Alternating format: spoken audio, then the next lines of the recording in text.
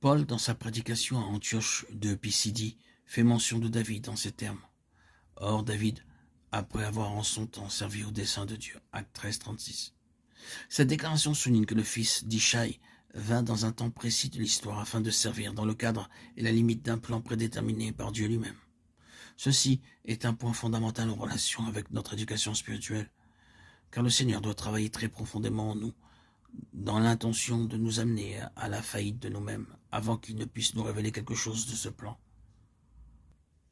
L'œuvre du Saint-Esprit a pour but de nous amener à la connaissance de ce que nous sommes par nature, pour que le meilleur de nous-mêmes soit vu comme ne pouvant être agréé de Dieu.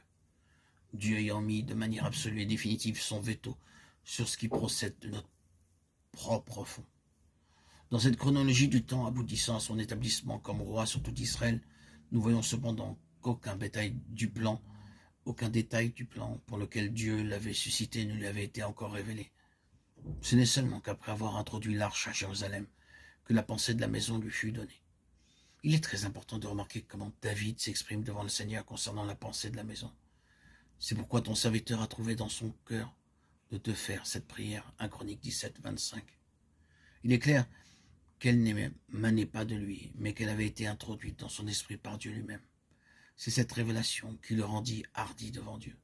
C'est pourquoi ton serviteur a osé prier devant toi, 1 Chroniques 17, 25.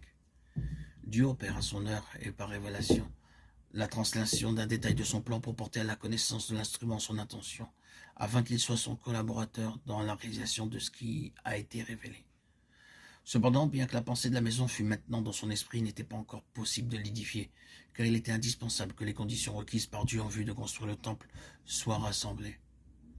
C'était sur le butin pris à la guerre qu'il les avait consacrés pour l'entretien de la maison de Dieu, 1 Chroniques 26, 27. Après cette révélation concernant l'intention de Dieu touchant le temple, David combattit les Philistins, les Moabites, Adaréser, roi de Tsoba, les Syriens et les Édomites, établissant ainsi sa domination en assujettissant tous ces peuples que les juges n'avaient pas anéantis, alors que Dieu les avait suscités afin d'accomplir ce qu'Israël n'avait pas fait, mais eux aussi n'achèvèrent pas, et ces nations subsistèrent. Alors David comprit par l'Esprit de Dieu que cette maison ne pouvait être édifiée tant que tous ses ennemis ne seraient pas détruits. C'est ainsi qu'il enleva à ces nations l'or, l'argent et l'airain, tous les métaux précieux qui allaient entrer dans la construction de la maison de Dieu.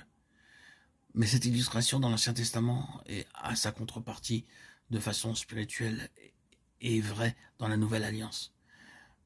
L'édification de la maison de Dieu, qui est l'Église, n'est pas seulement une question quantitative, mais aussi de grandeur et de mesure spirituelle dans les saints.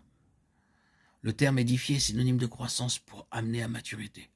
Or, la croissance spirituelle ne se réalise jamais par des voies de facilité.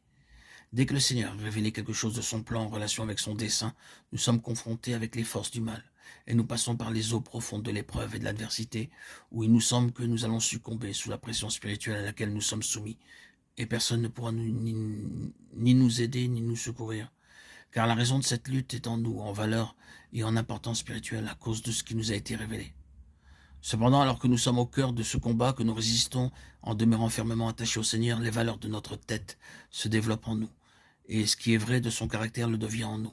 C'est dans la lutte que nous sommes formés, façonnés, et que se développent en nous l'endurance et la persistance dans la prière, et que nous sommes appelés à persévérer alors que nous ne voyons rien se réaliser de ce qui nous a été révélé. Cette endurance à travers l'adversité à cause de ce que le Saint-Esprit a déposé en nous produit dans l'être intérieur cette foi vivante. Il en est de même pour toute prise de position à l'égard de ce que nous savons être la volonté de Dieu et lorsqu'avec un cœur déterminé, nous sommes entièrement engagés et livrés pour la cause du Seigneur. C'est ainsi que nous rassemblons les matériaux pour la maison de Dieu. Les valeurs spirituelles concentrées dans notre tête sont introduites en nous par le Saint-Esprit, alors que nous sommes aux prises avec les forces du mal et ces valeurs acquises sont apportées dans la maison de Dieu pour son édification.